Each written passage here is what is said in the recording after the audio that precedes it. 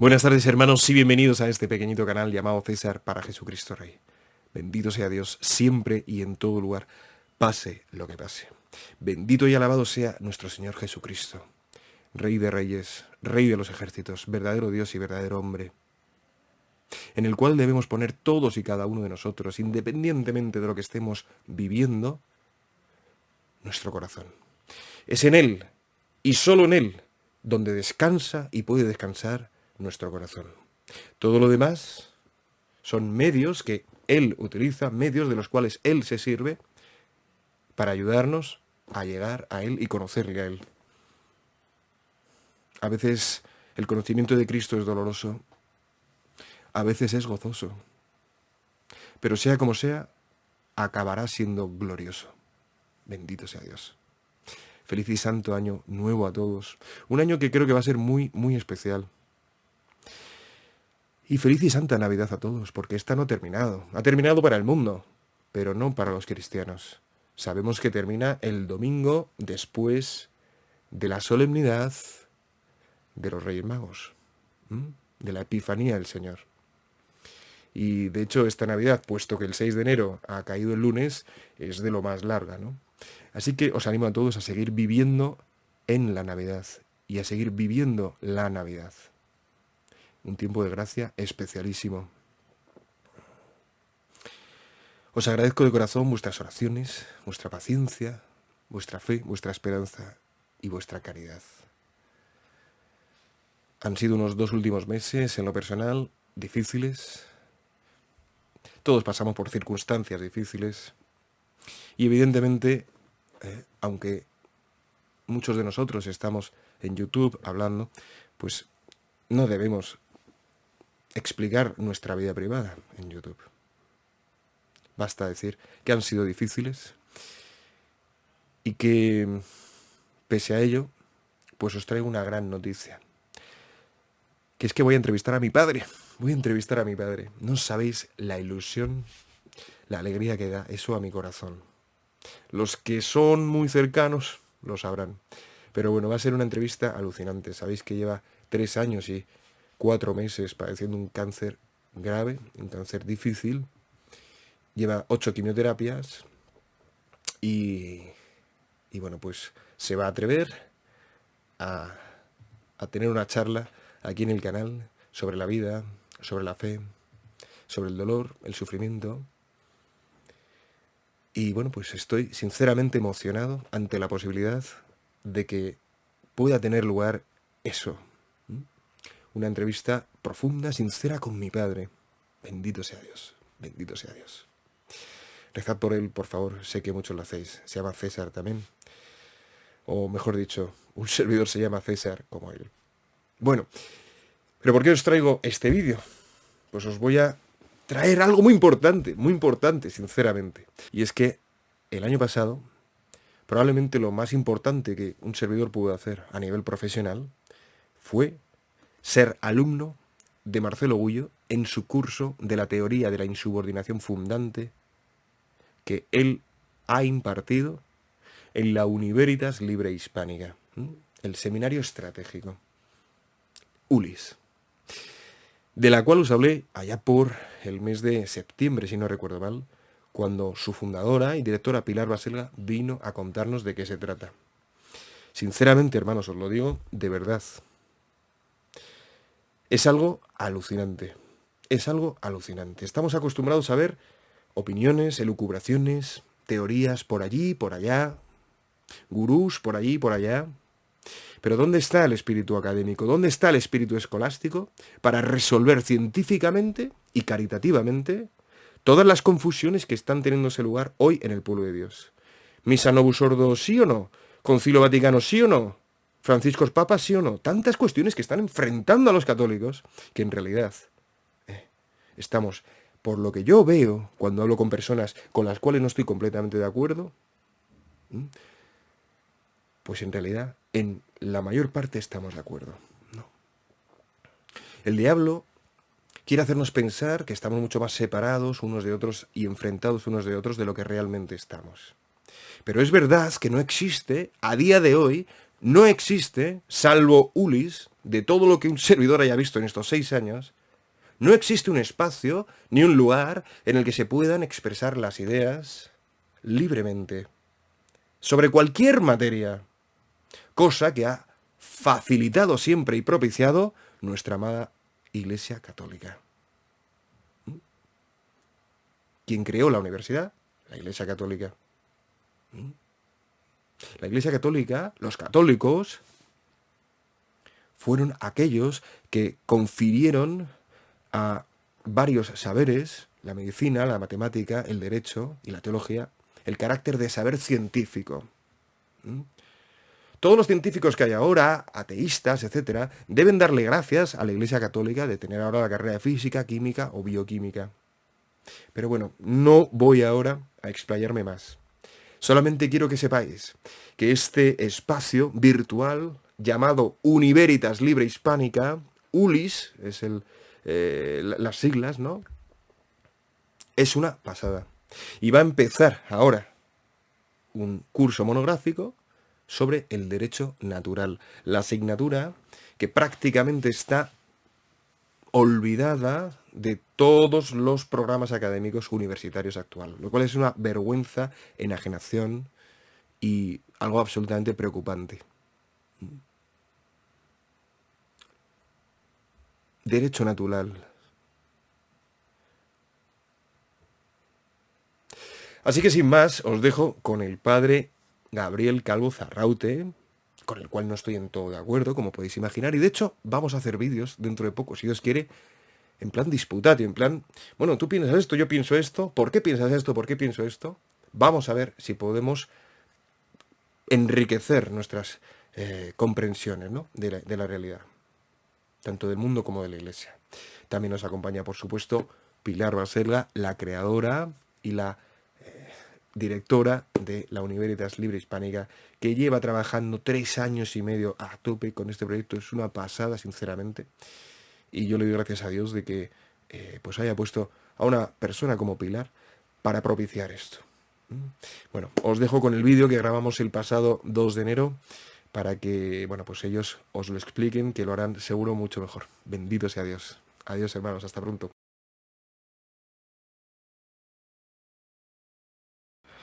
Buenas tardes, hermanos, y bienvenidos a este pequeñito y peregrino canal llamado César para Jesucristo Rey.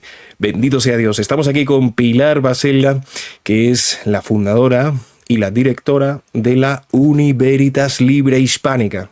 El primer lugar de encuentro para formación en todos los temas que hoy en día, lamentablemente, y en todas partes, pues son apartados, por decirlo suavemente. Bendito sea Dios. Buenas tardes, Pilar, ¿qué tal estamos? Bienvenida a este canal otra vez. Buenas tardes y muchas gracias por invitarme, querido César. Es un gusto estar aquí con tus seguidores. Bueno, bendito sea Dios.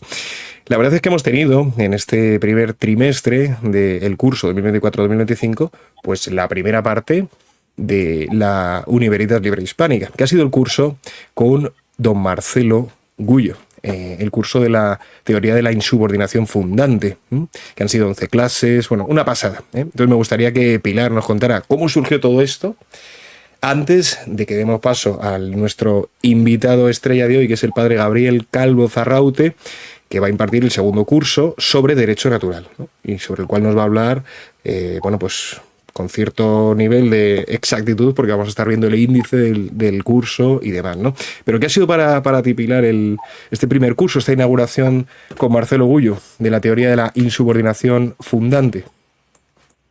El origen de todo esto es porque yo me doy cuenta de que hay un conocimiento prohibido y me parece indignante que no podamos acceder al conocimiento de cosas fundamentales, importantísimas.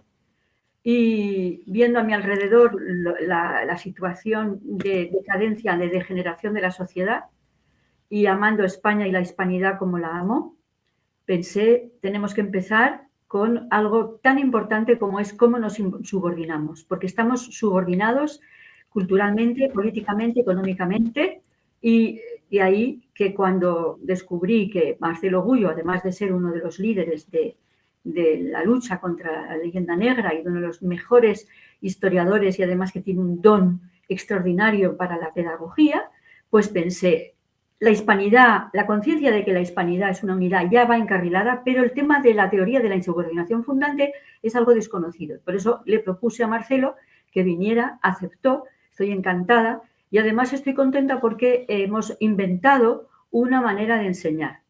Yo recuerdo cuando iba a la universidad, tanto en la Sorbona como después en la Complutense, pues iba a las clases y tomaba apuntes, pero no existía la posibilidad de grabar.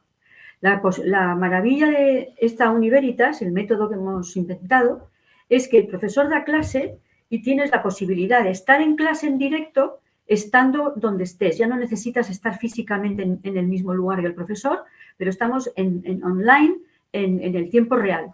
Y después, si quieres volver a escuchar la clase porque se te ha olvidado algo, porque no puedes usar tus apuntes, pero volver a escuchar al profesor tantas veces como quieras. Esa es una. Luego, la posibilidad de que los alumnos que no pueden asistir porque en ese horario están en otra parte del mundo o trabajan o lo que sea, tienen la posibilidad de ser alumnos oyentes, es mucho más barato y pueden seguir todo el curso, pero ya grabado, justo que se sube, pues si la clase termina a las 9, pues a las 10 ya está subida de la noche, ya está subida la clase. Y de nuevo, esos alumnos en remoto, digamos, en diferido, pueden acceder a la clase tantas veces como quieran, ¿no?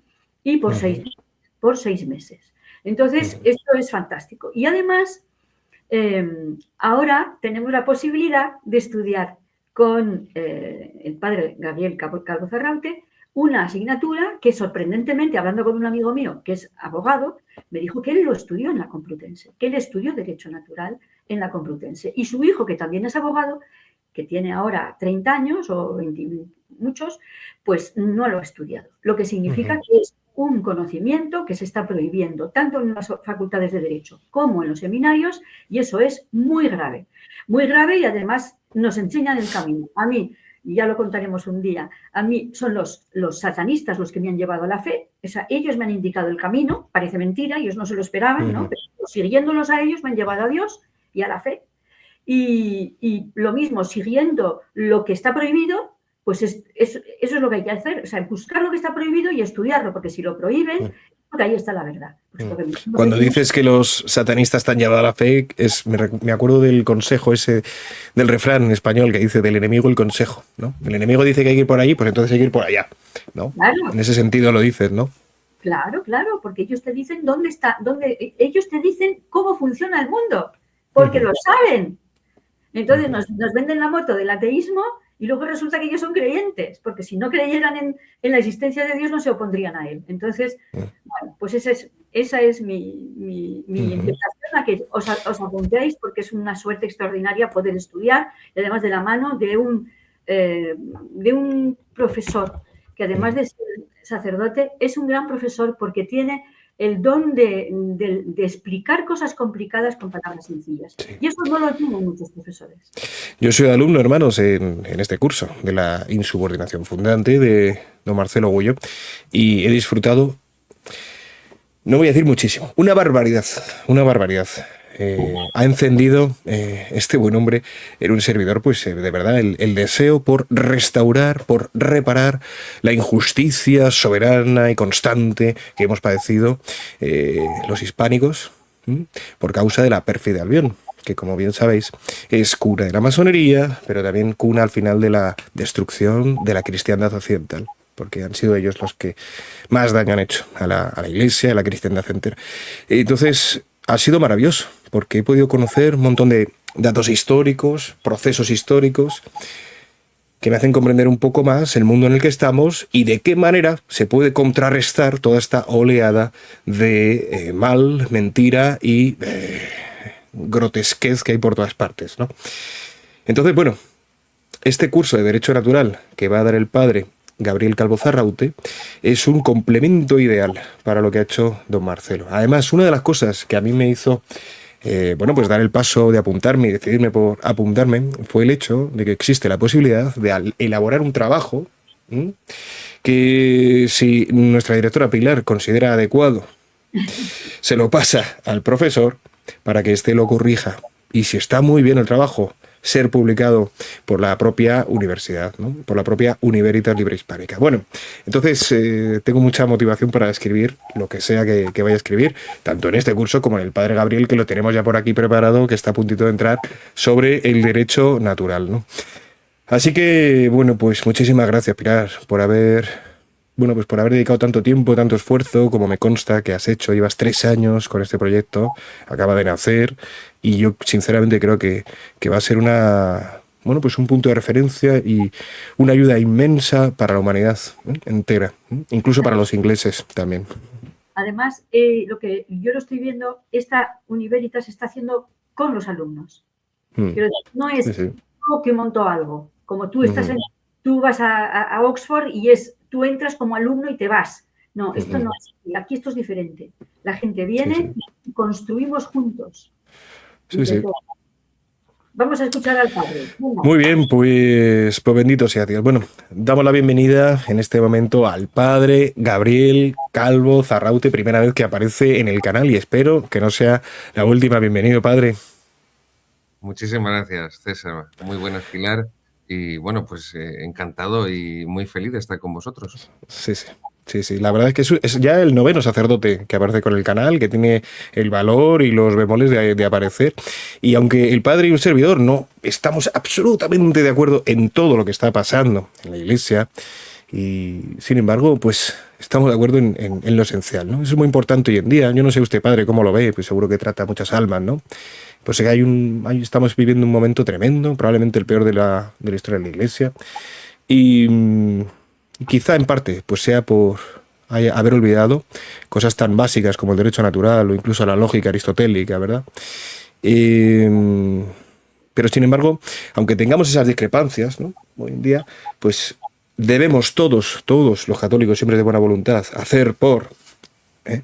encontrarnos, porque el católico siempre se ha atrevido a pensar y a hablar. La Iglesia no es una secta, tenemos que poner todas las ideas encima de la mesa. Así y con esa pretensión nació la universidad, y con esa pretensión ha nacido también Universitas.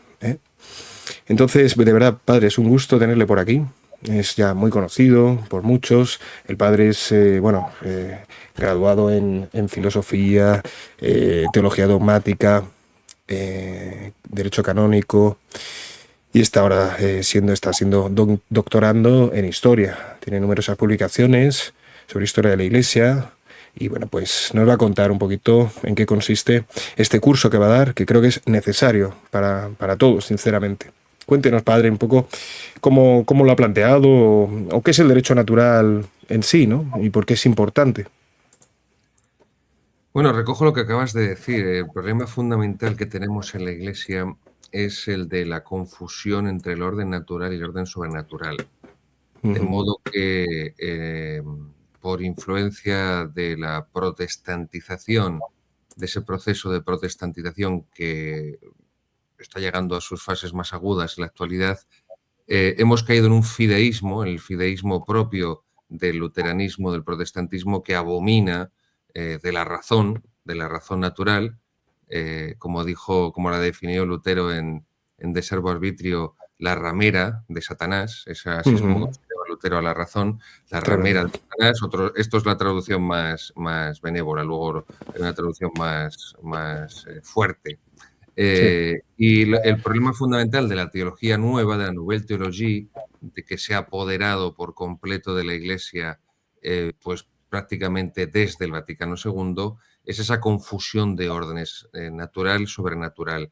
Por lo tanto, el orden natural queda disuelto en el sobrenatural, y por eso se piensa que todo lo humano es per se salvífico. Y de ahí esa voluntad permanente de adaptarse y de amoldarse al mundo moderno, pensando que en esa adaptación al mundo moderno consistiría la misión de la Iglesia. Es decir, en lugar de que las personas se conviertan al Evangelio, que eso es la metanoia, la conversión, es el Evangelio, es Dios el que tiene que amoldarse a lo que la gente se le pase por la cabeza o sienta subjetivamente. En definitiva, es sustituir el teocentrismo propio de la religión católica por el antropocentrismo. Es decir, en la religión católica tradicionalmente siempre se comprendió que el hombre era transformado por la fuerza de Dios, mientras que en la iglesia antropocéntrica es el hombre el que modifica la religión a su imagen y semejanza según sus categorías modernas. Claro, aquí no cabe concepción alguna de la ley natural ni el derecho natural. Y por eso el derecho natural ha sido desterrado. Claro, esto que decía Pilar es muy interesante. Ha sido desterrado de las facultades de derecho civil, pero es que ha sido también desterrado y ese destierro de las facultades del derecho natural, del derecho civil, es consecuencia de que la propia Iglesia haya desechado el derecho natural, insisto, como una prolongación lógica de lo que es la ley natural. ¿Por qué? Bueno, pues esto yo intento explicarlo un poco durante el curso con cierta profundidad, ¿no? Como decía también muy bien Pilar, por hacer una unidad temática para no agotar, ni mucho menos, por eso el título de la asignatura es una introducción, y lo que busco es ir a las fuentes primarias, busco ir a los clásicos y que también mi exposición en la asignatura pues sea un desarrollo de esos textos clásicos y una introducción precisamente a esos textos y un resumen, porque comprendo que, y más a todos los que hemos sido víctimas de los sistemas del terrorismo educativo contemporáneo, pues no es fácil acercarse a los clásicos, leer a los clásicos, comprender a los clásicos, hacen falta varias lecturas, hacía falta una persona, una guía, puede ser un libro, pero si esa persona te ayuda también ese libro, mejor que te ayude a entender, a penetrar en el universo mental de Aristóteles, de Santo Tomás de Aquino, porque si no te puedes perder con mucha facilidad y acabas abandonando porque te resulta muy difícil de comprender.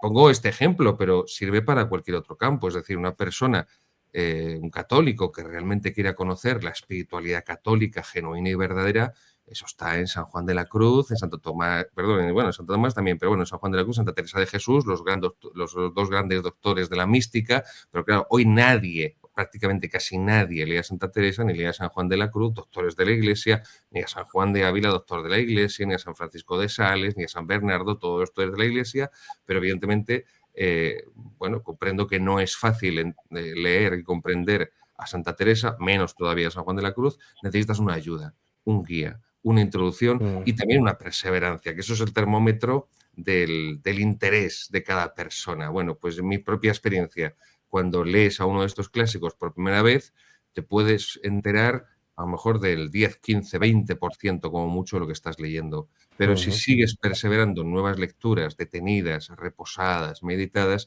poco a poco tú mismo experimentas cómo va creciendo tu conocimiento y tu comprensión.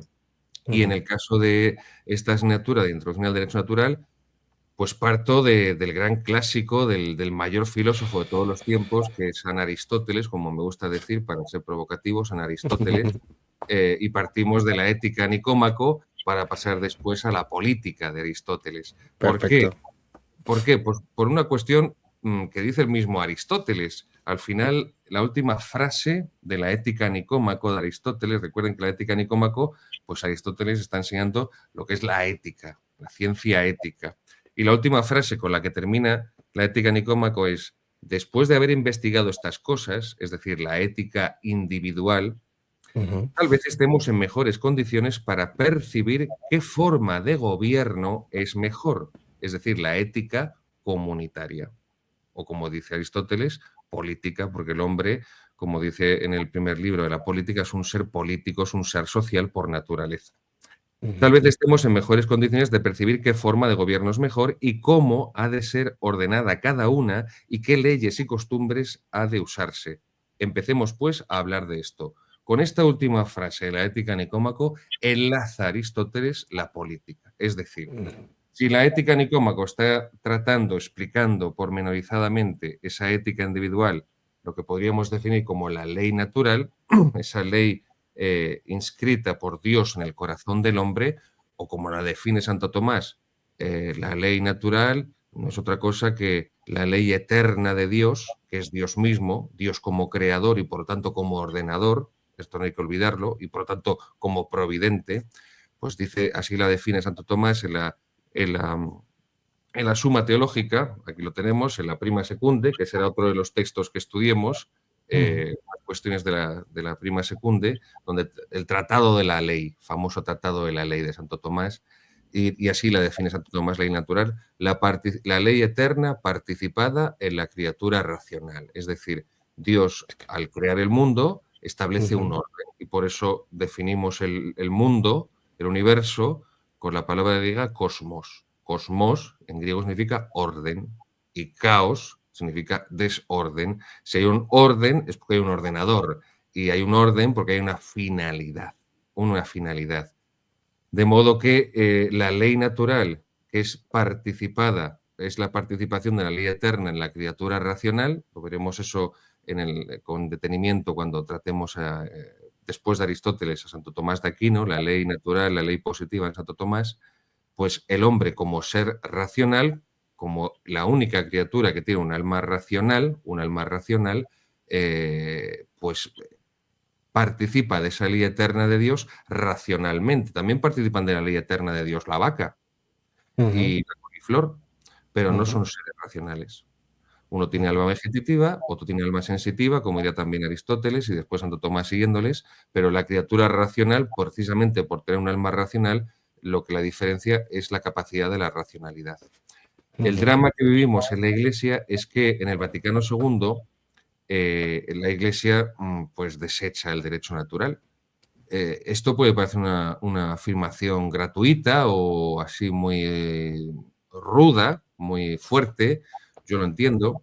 El documento Dignitates Humanes o la libertad religiosa, a posteriori, después de ser redactado para que pudiera ser promulgado, salvando la continuidad de la enseñanza católica, pues introduce Pablo VI, de su puño y letra, una nota a pie de página, la número 1, en la que dice que la doctrina tradicional católica se mantiene respecto al deber de los estados para con la única religión verdadera, la única iglesia verdadera.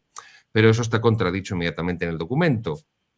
Por eso el problema que tenemos es que la Iglesia desde el Vaticano II se abraza con la democracia liberal. Eso está clarísimamente en Mater et Magistra de Juan XXIII, en Pacem in Terris, por supuesto ya a velas desplegadas con Pablo VI en la encíclica Octogésima Adveniens. Claro, es el consenso de los vencedores de la Segunda Guerra Mundial, los demócratas cristianos y los socialdemócratas. Entonces la Iglesia considera que tras la Segunda Guerra Mundial, el Papa, los obispos, los cardenales, consideran que no cabe otro sistema político civilizado que la democracia liberal y se abrazan a él. Bueno, el problema es que la democracia liberal está asentada sobre fundamentos protestantes, sobre el liberalismo, que niega la soberanía divina, la soberanía de Dios, la soberanía de Cristo Rey, y por eso tampoco es casual que desde el Vaticano II haya sido volatilizada la doctrina de la realeza social de Cristo. En el 2025 se va a cumplir el centenario de la promulgación de la encíclica Quas Primas de Pío XI sobre la realeza de Jesucristo, y Pío XI no se inventa nada, ni se saca nada de la manga, sino que simplemente codifica lo que siempre la Iglesia enseñó, que era la realeza social de Cristo, es decir, un orden social cristiano. Un orden social cristiano, lo que se conocía como el régimen de cristiandad. Ese régimen de cristiandad, ese orden social cristiano, es un orden político-social que se construye sobre la ley natural, sobre el derecho natural y cristiano, como prolongación de la ley natural. Como la Iglesia ha cortado eso para abrazarse a la democracia plural, claro, el régimen de democracia es un régimen de opinión. Y como dice Hans Kelsen, famoso jurista alemán y uno de los mayores apóstoles del positivismo jurídico, la democracia no sería posible si creyéramos que existen verdades absolutas. pero precisamente por la propia naturaleza de la democracia, que es un régimen de opinión. Entonces, como caben todas las opiniones, como hay libertad total de opinión, significa que todas las opiniones valen lo mismo. Por tanto, todas las religiones valen lo mismo y cualquier postura vale igual. No podemos ser ingenuos. Yo siempre cito ahí también a Santo Tomás, la segunda parte de la segunda de la Suma Teológica, cuando dice que la inocencia es la virtud y la ingenuidad es el vicio. Entonces no podemos ser ingenuos. No existe un Estado neutral, ni existe una política neutral, ni existen tampoco leyes neutrales, porque cualquier ordenamiento jurídico presupone una antropología, presupone previamente una concepción del ser humano, tanto individual como social, comunitaria, políticamente considerado. De modo que el derecho natural no cabe en esa democracia positivista, en esa democracia liberal, en esa democracia moderna, y por eso la Iglesia pues abandona el cultivo y la promoción del derecho natural, y eso, evidentemente, si es la Iglesia la custodia del derecho de gentes y son los grandes teóricos de la escuela de Salamanca, de la escuela hispánica del siglo XVI, pero sobre todo XVII, y alguno todavía a principios del XVIII, los que cultivaron el derecho natural y el derecho natural cristiano, porque hay un derecho natural también con Hugo Grocio, siglo XVII, es un derecho racionalista, y dice Hugo Grocio que habría que hacer unas leyes que tuvieran un fundamento como si Dios no existiese, et si Deus non daretur, no, pero eso es un derecho totalmente racionalista.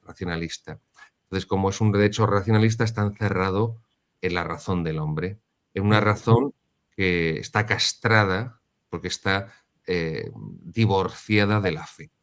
Y como la fe y la razón van unidas, no pueden ir separadas, porque no caemos en el racionalismo moderno o en el fideísmo protestante, arrancar la razón de la fe tiene consecuencias para la fe, pero viceversa.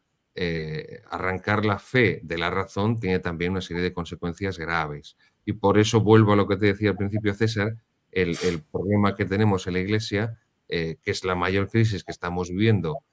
Algunos invocan la crisis arriana del siglo IV. No, esta es muchísimo mayor porque en el siglo IV no había un corpus doctrinal como el que hay actualmente, ni en el siglo IV había unas posibilidades de conocer la enseñanza católica como la hay hoy en día con los medios que tenemos. Aparte que en el siglo IV no había una sociedad apóstata, ni una sociedad hundida no ya en la inmoralidad, que al fin y al cabo es el pecado, sino la amoralidad, que es la negación de las categorías del bien y del mal, de la verdad y la mentira.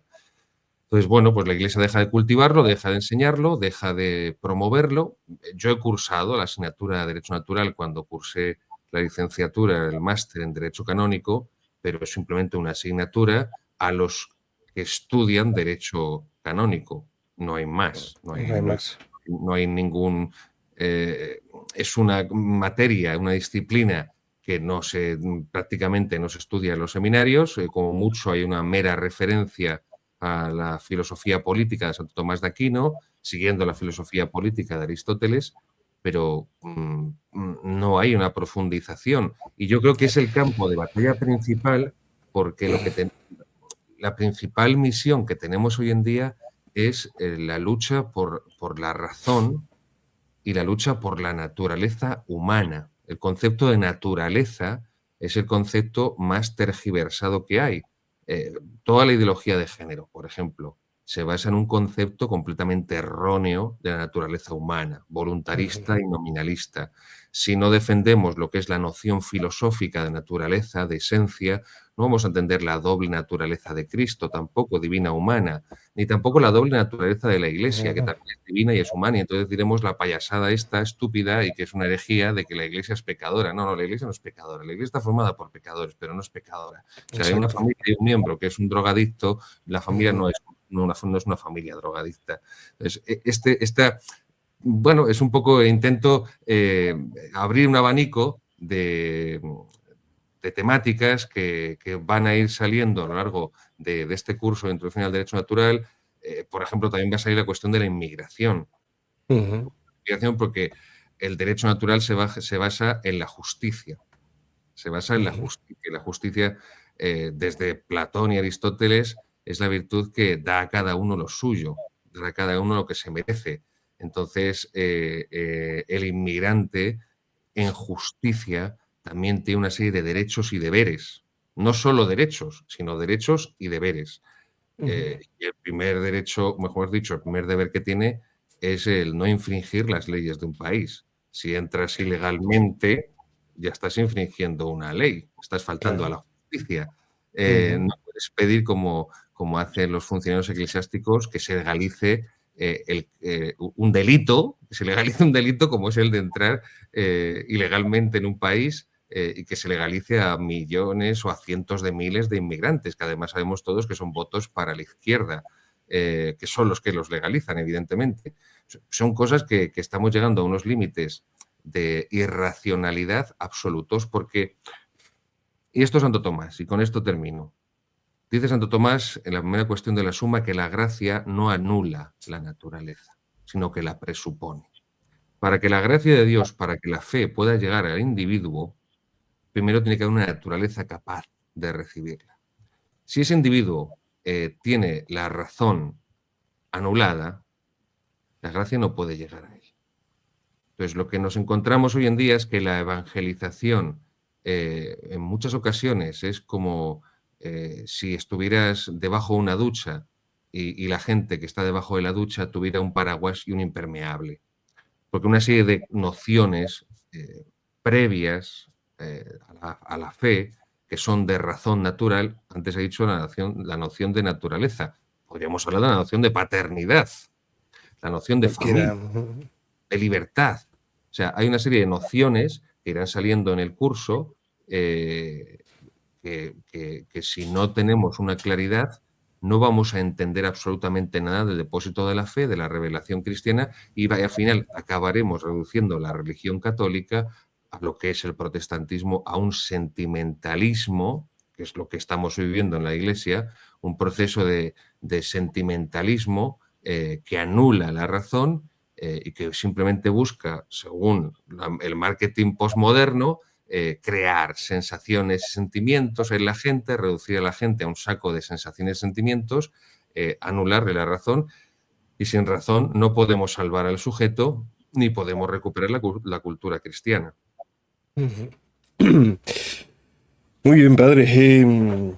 Ha dicho una cosa que me ha alegrado muchísimo. El mayor filósofo de todos los tiempos, Aristóteles, siempre ha dicho lo mismo, y eso me alegra mucho saber que usted lo dice también, simplemente por considerar lo que había antes y después de él, ¿no? Santo Tomás, creo que por la acción de la gracia... El problema, César, es que la teología nueva está construida sobre la filosofía moderna.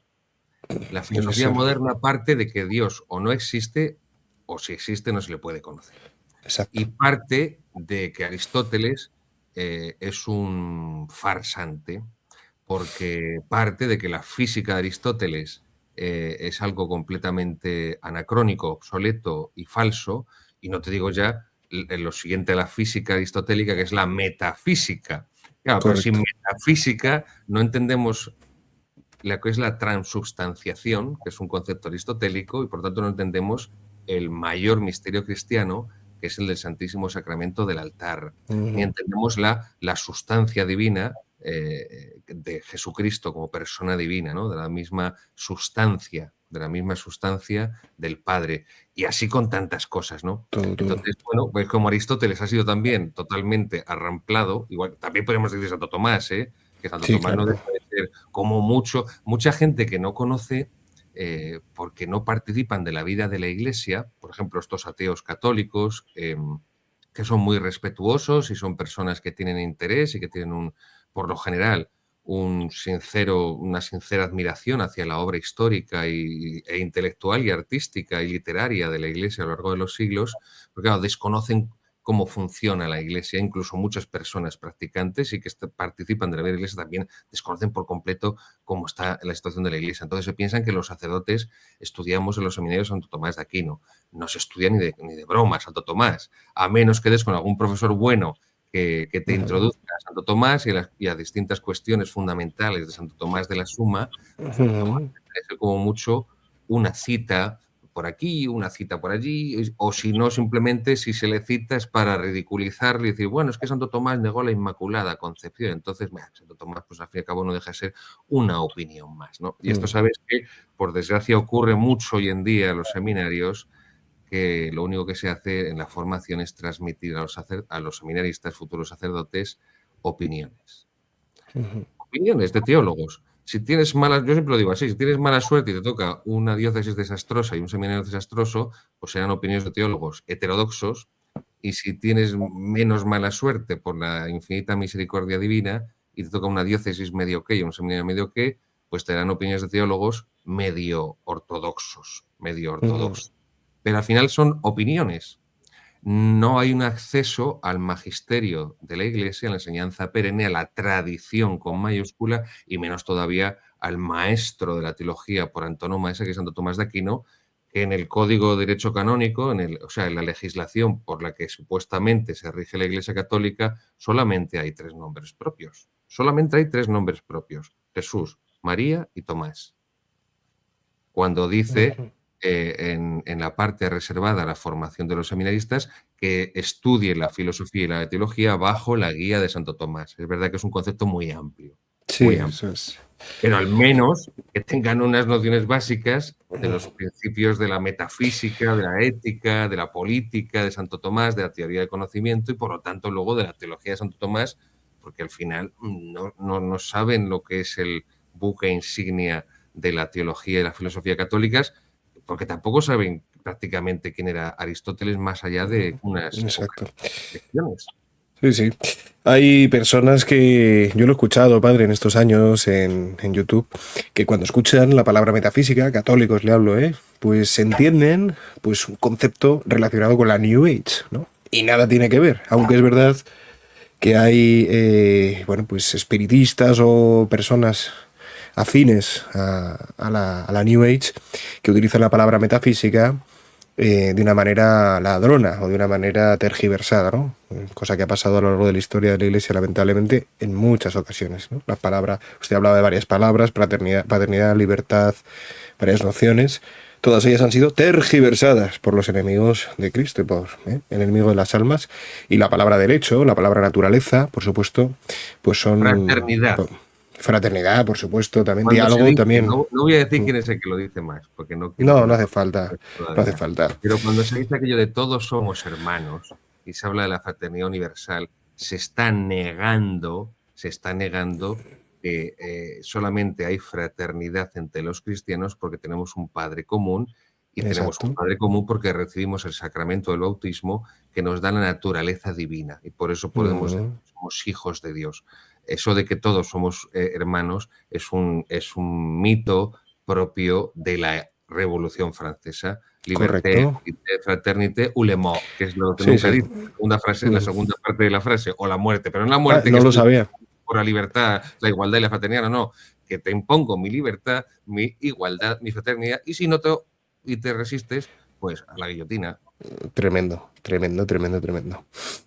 Bueno, un montón de ideas, ciertamente. Tengo aquí el índice padre delante, no sé si nos va a dar tiempo un poquito a que lo comente. Pero bueno, sí que quería decir a aquellas personas que desconocen lo que es la metafísica, simplemente, que es la madre de todas las ciencias, la madre de todo conocimiento racional, podemos decir, ¿no? La ciencia, la episteme griega, es el conocimiento cierto por causas, y nuestra maravillosa fe católica, pues es la única fe que acepta y que asume la racionalidad del ser humano, ¿no? El don de la razón que Dios le ha dado al ser humano, desde el cual tenemos el don del libre albedrío, que debemos ordenar por medio de la ley natural hacia el bien, así como la razón hacia la verdad, ¿no? Y nada tiene que ver con la New Age, La metafísica es, como digo, madre de las ciencias, porque lo que estudia es el ente en cuanto ente. No me voy a entretener ahora en qué significa eso, pero os aseguro, hermanos, que es maravilloso. Y Aristóteles fue el descubridor de ello. La lógica aristotélica es también un testimonio racional maravilloso del ser humano, de la historia del ser humano. La lógica aristotélica. fundamento de la gnoseología, de cómo el ser humano conoce, ¿no? ¿Qué puede o no conocer el ser humano? Pues bueno, ahí está la lógica. La lógica nos explica en qué consiste la razón. Todo eso está siendo demolido, sí. Y que el conocimiento teológico es eso, teológico. Si no Correcto. es lógico, no Evidentemente. puede ser conocimiento teologal. Sí. Me dijeron en San Damaso padre, el padre Manuel Aróstegui, cuando nos dio introducción al cristianismo, nos dijo que Benedicto XVI afirmaba que la verdadera fe es aquella que no contradice la razón. La puede superar, pero al final la fe también es un método de conocimiento, pero en vez de ser por causas, como es la episteme, la ciencia, es por confianza. En vez de conocer por causas, ciertamente la verdad de la realidad, ¿no? La verdad intrínseca, ontológica de la realidad, es conocer por confianza. Yo me fío de que no me han envenenado el plato, no lo sé por razón, pero me lo como, ¿verdad? Pues bueno. Y un montón de cosas, de verdad, hermano. Va a ser una pasada el curso. Y bueno, me gustaría sinceramente que nos explicase, padre, por qué ha decidido, bueno, pues ordenarlo de esta manera. 3 grandes bloques temáticos. El primero, fundamentos éticos de la política de Aristóteles. El éticos es el ethos, el comportamiento. La política, pues el comportamiento como sociedad, ¿no? El ser humano. Luego ya, ley natural y ley positiva, en Santo Tomás de Aquino. 2 conceptos muy diferentes, muy distintos, que hay que comprender muy bien. Y prolegómenos a la ley y al derecho en Santo Tomás. Bueno, cuéntenos, padre, un poquito cómo va a ser este programa. Y antes de ello, deciros, hermanos, a todos que bueno, pues este programa que estamos viendo, veis que empieza el martes 14 de enero, pero en realidad empieza una semana más tarde. El 21, ¿no es así, Pilar?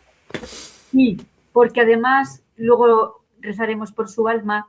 Estaba previsto que el 14 de enero diera la clase don Dalmacio Negro y desgraciadamente no va a ser posible porque ya no está con nosotros.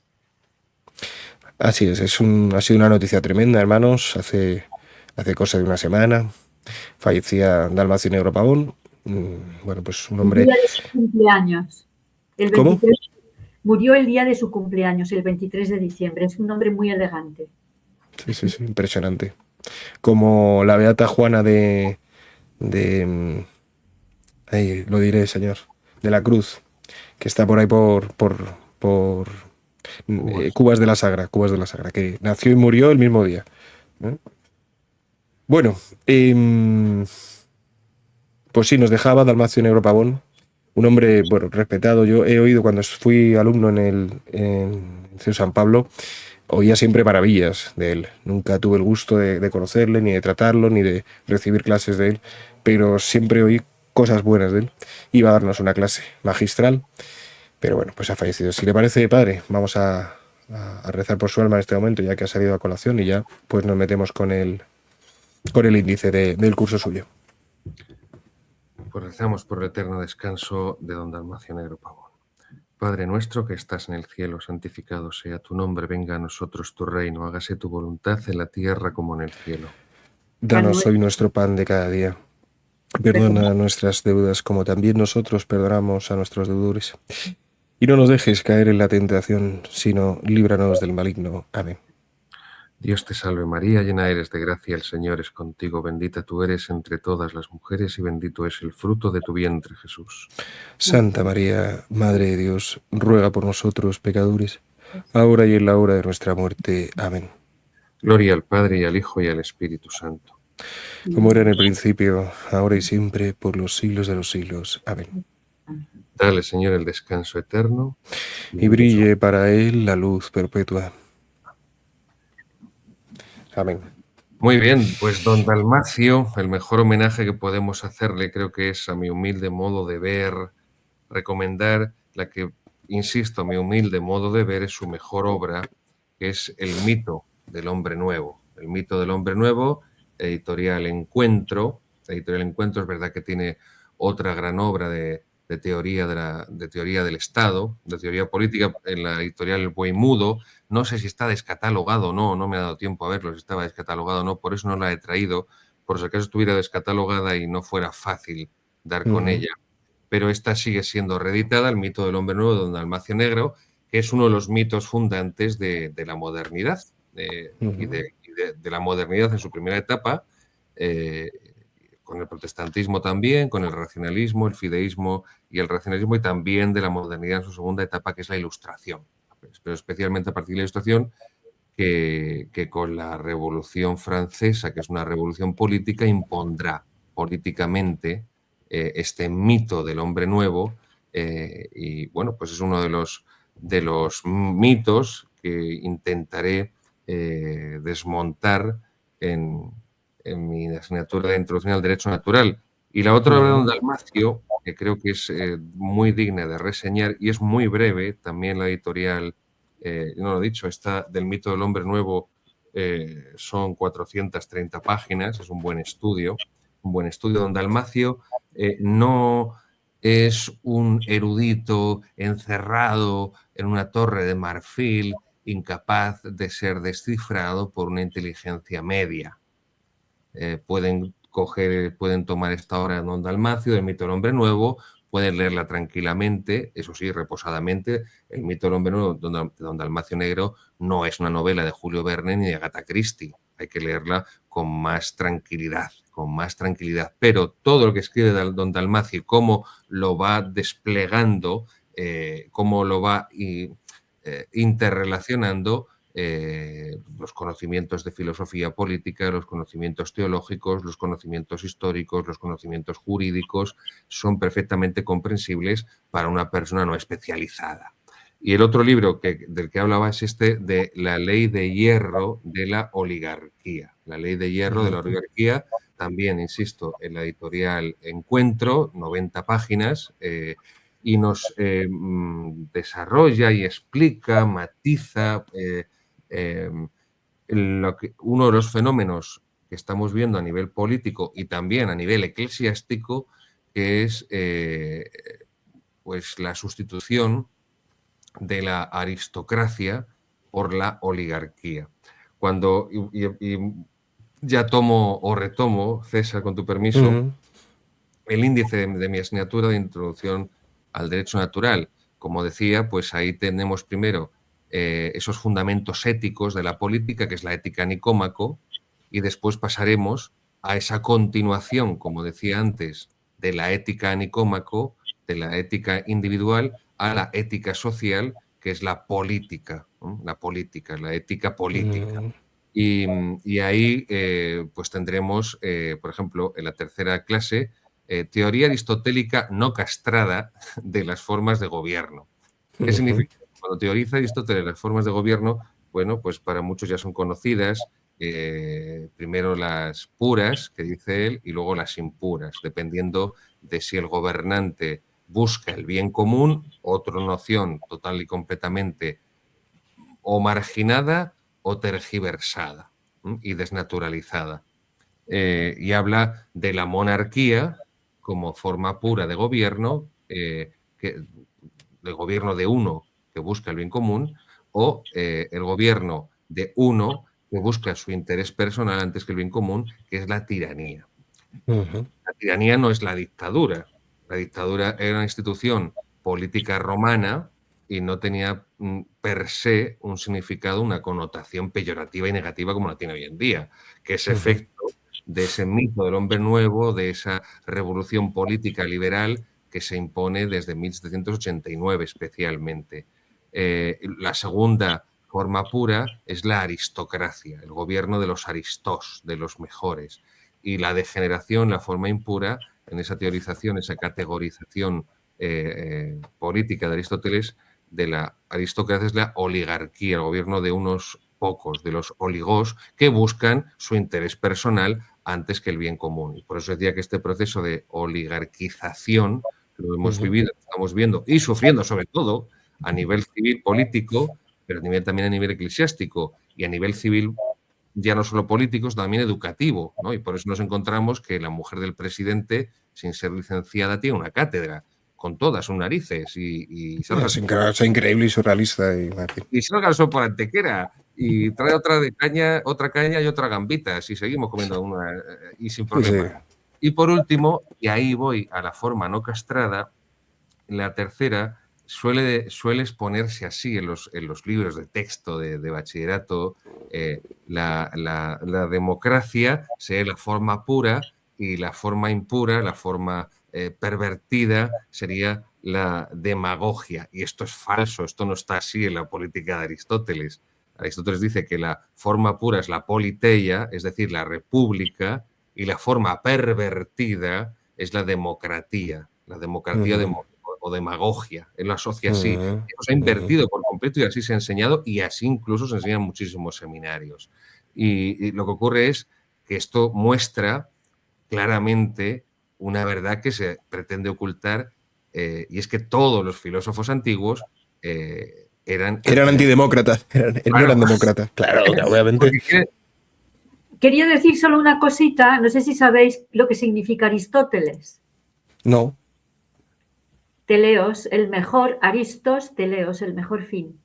Exacto. Y en realidad los nombres de los filósofos... Impresionante.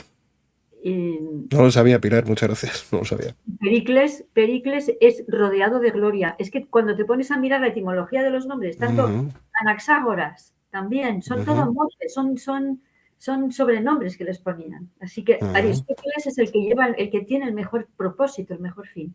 Perdón, no quiero interrumpir más. No, gracias.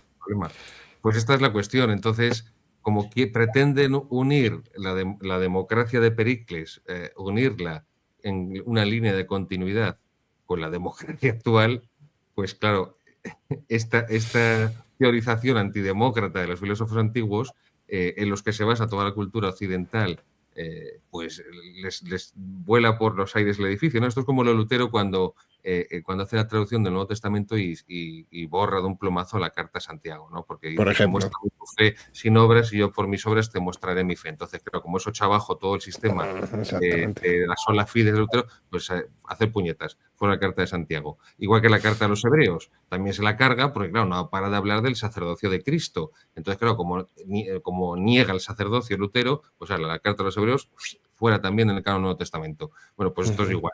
Entonces, por eso es tan importante conocer esa teorización de las formas aristotélicas de gobierno. Y una cuestión que antes no he dicho, y es que, y esto lo decía Gustavo Bueno, el idioma filosófico por excelencia es el español, porque diferencia entre ser y estar, cosa que no ocurre, por ejemplo, en el inglés o en otros tantos y tantos idiomas. Incluso en el latín. Y en el latín, bueno, incluso en el español ha habido una popularización de términos filosóficos, por ejemplo. Esta sopa tiene mucha sustancia. Qué bonito. O, por ejemplo, ¿qué categoría tiene esta persona? La categoría es aristotélica, las categorías. Sí. Esto ha pasado incluso a ese lenguaje, ¿no? Y no por casualidad, en la Escuela de Traductores de Toledo es donde se traduce a Aristóteles, el Aristóteles que llegará primero a Santo Tomás.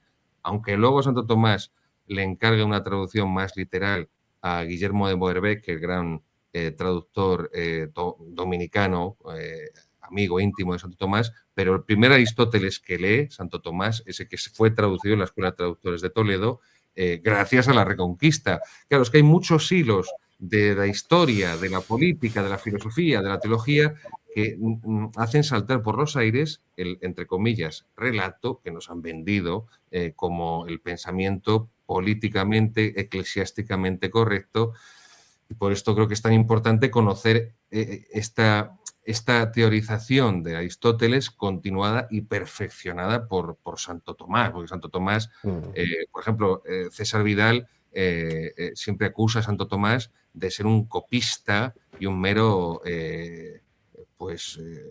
un Pedro Sánchez, ¿no? Con su tesis doctoral, un completo plagiador de Aristóteles y entonces carga contra Aristóteles para desprestigiar a Santo Tomás, que quedaría reducido a mero plagiador. Y no hay nada que ver por completo, porque lo que hace Santo Tomás es perfeccionar, gracias a la fe, a la revelación que no conocía Aristóteles, toda la doctrina de Aristóteles, tanto en materia metafísica, teoría del conocimiento, ética, política y demás ramas del saber. Entonces, ahí es fundamental, y por eso la ley natural y positiva de Santo Tomás de Aquino, cuando vivimos en la época del paroxismo, de la exaltación del positivismo jurídico, que al final esto es el contrato social de Rousseau, el bien y el mal no existen, el bien y el mal lo determinan las leyes. Ya está. Esto es lo que dice Rousseau en el contrato social. Entonces, el Estado es la fuente de la moralidad, la fuente del bien, por lo tanto, la fuente del derecho, la fuente de la verdad, y es el Estado, a través de su legislación, quien decide qué es una persona o qué no es una persona. Y, por lo tanto, por qué se puede acabar con una persona en el vientre de su madre, y ahí trataremos el aborto, o por qué no.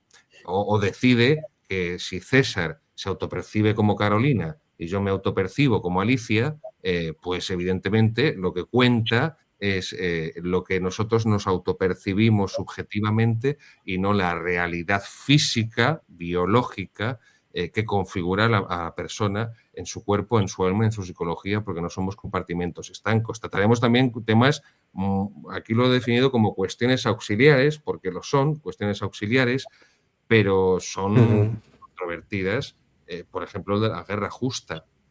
Claro, o la pena de muerte, por supuesto, ¿no? Porque claro, el Papa Francisco ha dicho que no hay guerras justas. Bueno, pues es que sigue en pie la doctrina católica de que hay guerras justas, como el derecho a la legítima defensa y el derecho a la rebelión. Y hablaremos, por supuesto, de la pena de muerte también, que es doctrina católica y que no puede ser abolida ni por el Papa ni por ninguna autoridad eclesiástica porque es de derecho natural. Y el sumo pontífice o el obispo o el cardenal o quien sea, autoridad eclesiástica, no tiene autoridad sobre la ley natural, porque la ley natural proviene de Dios, no está sometida a la autoridad eclesiástica. Luego, la pena de muerte no deja de ser el derecho a la defensa personal, ejercido por el gobernante en nombre de la comunidad política. Yo sé que a esto puede haber seguidores que se escandalicen, pero es que no es que yo sea partidario de la pena de muerte, es que la Iglesia siempre durante 2000 años enseñó la legitimidad de la pena de muerte. No olviden que Santa Teresa del Niño Jesús, doctora de la Iglesia, el primer convertido que tiene fue un condenado a pena de muerte.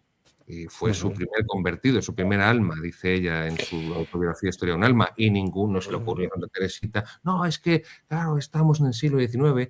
No, es que es una cuestión de justicia natural, porque hay otro concepto auxiliar que forma parte del derecho, pero también forma parte de la teología, y esto es importantísimo, seguidores, porque en la Iglesia la teología y el derecho van juntos, que es el de reparación, Es decir, una persona que ha cometido un delito muy grave, un delito máximamente grave, porque no podemos olvidar que la pena de muerte es una pena extraordinaria, no ordinaria, extraordinaria, reservado a unos delitos gravísimos, tiene una noción de reparación. Si olvidamos la noción de reparación, olvidamos lo que es la redención de nuestro Señor Jesucristo, que es al fin y al cabo un acto de reparación. Repara el pecado de los hombres. Y ese es uno de los fines de la Santa Misa, la reparación. Si no reducimos la misa a acción de gracias a una merienda en la que compartimos y bailamos, tocamos las palmas y qué bien estamos todos con la guitarrita, pero es que desfiguramos por completo la esencia de la redención de Jesucristo. Luego hay muchas cuestiones que van a ir saliendo a lo largo del curso que creo que van a dar mucha luz tanto en el ámbito del derecho positivo, humano, como en el ámbito de la teología, como por supuesto el ámbito del conocimiento filosófico. Y acabo con esa introducción, ese prólogo, prolegómenos a la ley, al derecho en Santo Tomás de Aquino, donde sobre todo vamos a ver con detenimiento, como define Santo Tomás, la ley como una ordenación de la razón. Es decir, la ley debe ser racional, no puede ser una ley caprichosa y, por lo tanto, como es una ordenación racional, está enfocada al bien común, al bien de la comunidad. Cuando una ley no está al servicio del bien de la comunidad, cuando una ley contradice la ley natural, es una ley inicua, es una ley injusta y por lo tanto no se la puede considerar ley. Y hablaremos también aquí, explicaré la distinción entre legalidad y legitimidad. En el derecho de la Iglesia, en el derecho canónico, no existe la palabra legítimo, porque se entiende que el derecho de la Iglesia es legítimo porque está en concordancia con la ley natural. Pero en el derecho civil sí nos encontramos con leyes que son ilegítimas, porque no están en concordancia con el derecho natural, sino que encima se le oponen. Por ejemplo, la ley del aborto, la ley de eutanasia, la ley del mal llamado matrimonio entre personas del mismo sexo, o esa petición, como decía antes, de derogación de la ley que supone regalar y acoger indiscriminadamente, regalando la nacionalidad a personas que se saltan la ley, que incumplen la ley entrando ilegalmente en un país, cosa que además a cualquiera de nosotros y de los que nos están escuchando le estaría prohibido en otro país. Si cualquiera de nosotros quiere ir fuera del espacio Schengen europeo, por ejemplo a Estados Unidos, no nos van a dejar entrar ilegalmente. Y eso no es caridad, o sea, saltarse la ley no es caridad, porque si no respetamos, por eso decía al principio que este es el problema fundamental, que hay una armonía entre lo natural y lo sobrenatural. Si olvidamos esto, al final pensamos que saltándonos lo natural, eso es cristiano y eso es natural, y no puede ser así. Estoy recordando una encíclica de Pío XII acerca de las consagraciones episcopales ilícitas del Partido Comunista Chino en los años 50, ¿no? Y bueno, pues Pío XII manifestaba su desagrado y también la peligrosidad de estos hechos, que calificaba como gravemente pecaminosos y sacrílegos, estas consagraciones episcopales ilícitas, y dice, aunque fuesen válidas, no se mete si son o no válidas. Lo digo también porque hoy en día esto es cada vez pues más frecuente, ¿verdad, padre?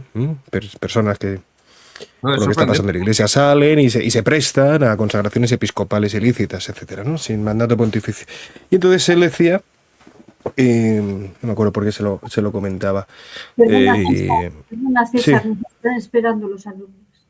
Sí, tenemos que marchar. Precisamente hemos quedado ahora con 120 casi alumnos de ULIS.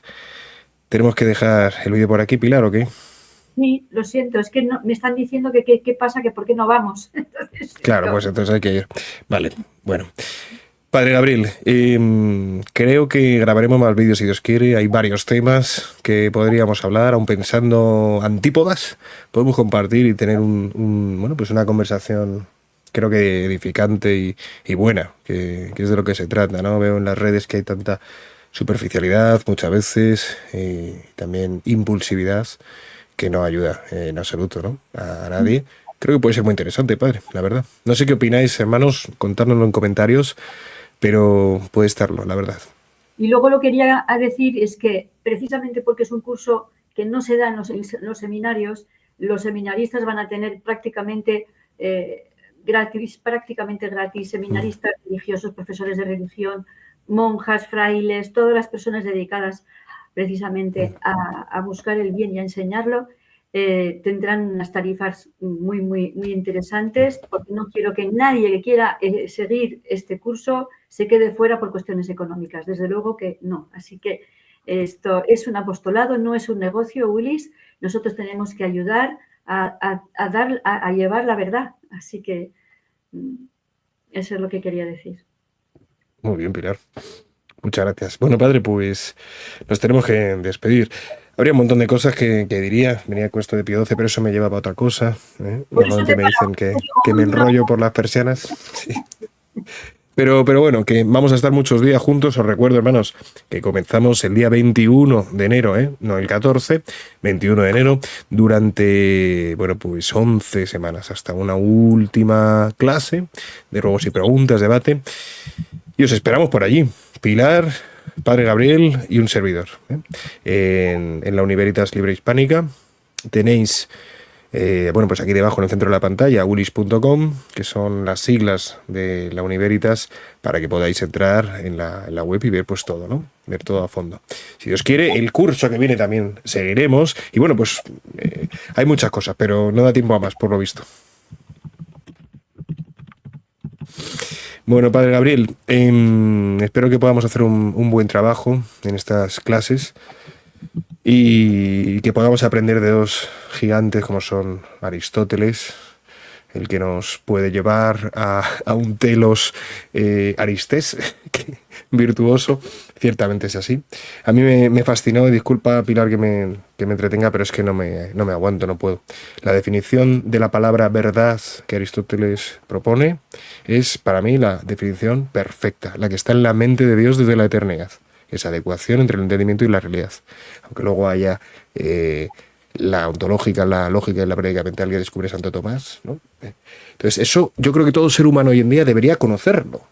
Esa definición de la palabra verdad, para no caer jamás en ningún relativismo de ningún tipo. Y luego también la primera frase famosa con que empieza su libro de la metafísica, y es que el hombre busca por naturaleza, exacto, conocer la verdad.